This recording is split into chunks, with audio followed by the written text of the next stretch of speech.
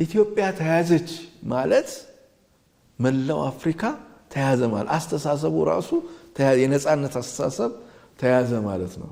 ኢትዮጵያ ለአፍሪካውያን ነጻነት ያበረከተችው አስተዋጽኦ በታሪክ ማህደር ውስጥ በደማቅ ቀለም የተጻፈ ነው።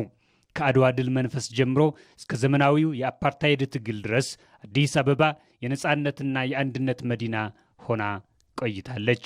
ኢትዮጵያ ለአፍሪካ አህጉር ነጻነትና ክብር ያበረከተችው አስተዋጽኦ በስሜት የሚገለጽ ብቻ ሳይሆን ተጨባጭ መስዋዕትነት የተከፈለበት ስልታዊና ዘርፈ ብዙ ተግባር ነው።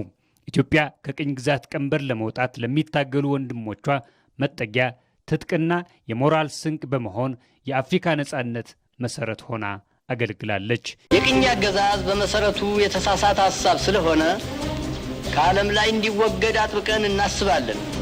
ኢትዮጵያ በ1988 ዓመተ ምህረት አውሮፓዊውን ወራሪ ጣሊያንን ማሸነፏ ለጥቁር ሕዝቦች የስነ ልቦና ነጻነት ሰጥቷል።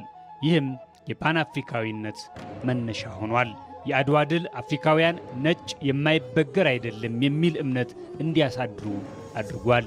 የአፍሪካ አገራት የአፍሪካ ወንድሞቻችን እህቶቻችን ከቅኝ ገዢዎቻቸው ከፖርቹጋል፣ ከእንግሊዝ፣ ከፈረንሳይ ኢቭን ከጀርመኖችም ስለነበሩ ከነዚህ ከስፔኖች የተላቀቁበት መንፈስ አንዱ ኢትዮጵያኒዝም ኢትዮጵያዊነት የሚለው ነው። ይህም እንደ ማርከስ ጋርቬ እና WEBD ቦይስ ያሉ ታላላቅ የጥቁር መሪዎች ትግላቸውን ከኢትዮጵያ ሰንደቅ ዓላማና ታሪክ ጋር እንዲያቆራኙ አድርጓል። እነ ጆሞ ኬንያታ የጻፏቸው የህይወት ታሪኮች የኬንያው የመጀመሪያው ነፃ አውጪ ኢቭን የቅርቡ ኔልሰን ማንዴላ ነፍሳቸውን ይማረውና እሳቸውም የሎንግ ዋክ ቱ ፍሪደም ብለው ባሳተሙት መጽሐፋቸው ብዙዎቹ እነ ኬነት ካውንዳ እነ ጁሊየስ ኔሬሬን ብታያቸው እነ አክዊዚ የናይጄሪያው ብታያቸው እነ ሴዳር ሴንጎር በልዩ ልዩ ግጥሞቻቸው የጻፏቸው ይሄ ኢትዮጵያዊነት ኢትዮጵያኒዝም የሚለው ፍልስፍና አታጋይ ሆኖ አገራቸውን ከቅኝ ገዢዎች ነፃ ለማውጣት በጣም አገልግሏቸው። በደርዘን የሚቆጠሩ የአፍሪካ ሀገራት ነጻነታቸውን ሲያገኙ የኢትዮጵያን አረንጓዴ፣ ቢጫ፣ ቀይ ቀለማት ሰንደቅ ዓላማቸው ላይ መጠቀማቸው ምስራቅ አፍሪካዊቷ ኮከብ ለነጻነታቸው የነበራት ፋና ወጊነት ሚናን ያሳያል። ኢትዮጵያ ለደቡብ አፍሪካው ነጻነት ታጋይ ኔልሰን ማንዴላ ያደረገችው ድጋፍ የአህጉሪቱ ታሪክ ትልቅ ምዕራፍ ነው።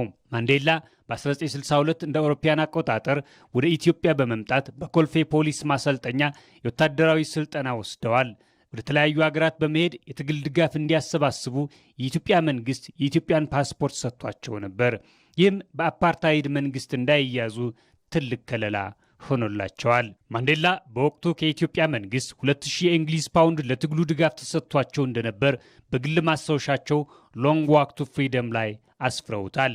በ1960ዎቹ መጀመሪያ አፍሪካውያን መሪዎች በሁለት ተከፍለው የካዛብላንካና የሞኖሮቪያ ቡድኖች ተብለው በነበሩበት ወቅት ንጉሠ ነገሥት አጼ ኃይለ ሥላሴ ሁለቱንም በማስታረቅ የአፍሪካ አንድነት ድርጅት በአዲስ አበባ እንዲመሰረት አድርገዋል። ኢትዮጵያ በመንግስታቱ ድርጅት ውስጥም ቢሆን ብቸኛዋ ጥቁር አገር በነበረችበት ወቅት የሌሎች አፍሪካውያንን ድምፅ በማስተጋባትና ስለ ደቡብ አፍሪካ አፓርታይድ በዓለም አቀፍ ፍርድ ቤት ጭምር እንደተሟገተች ታሪክ ያስረዳል። ኢትዮጵያ ለአፍሪካ ያደረገችው ድጋፍ የወንድማማችነት ግዴታ ተደርጎ የሚወሰድ ነበር። ራሷ በኢኮኖሚና በፖለቲካዊ ጫና ውስጥ በነበረችበት ወቅት እንኳን ለአፍሪካውያን ነጻነት የሰጠችው ቅድሚያ ዛሬ ለምትገኘው አፍሪካ መሰረት ሆኗል። ይህ ታሪክ ዛሬም ድረስ ኢትዮጵያ በአህጉሪቱ ያላትን ተሰሚነትና የሞራል የበላይነት የሚያስረዳ ነው። አፍሪካ አፍሪካ አፍሪካ